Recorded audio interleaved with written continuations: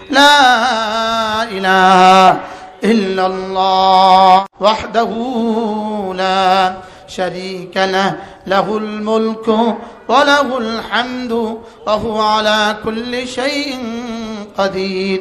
আল্লাহর নবী বলেন, কোন মানুষ যদি 5 ওয়াক্ত নামাজের পরে এই কালেমাটা 10 বার পড়ে, এই কালেমাটা 10 বার করে পড়ে, আল্লাহর নবী বলেন 4টা গোলাম আজাদ করার নেকি রব তাকে দিয়ে দিবে।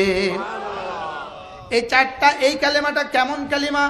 এই কালেমাটা সোয়া লাখ, কমবে সোয়া লাখ আম্বিয়া আলাইহিস সালাম প্রত্যেকের জীবনে যত কালিমা ছিল সমস্ত কালিমার মধ্যে শ্রেষ্ঠ কালিমা লা ইলাহা ইল্লাল্লাহ ওয়াহদাহু লা শারীকা লাহু লাহুল মুলকু ওয়া লাহুল হামদু ওয়া হুয়া আলা কুল্লি শাইইন কাদির।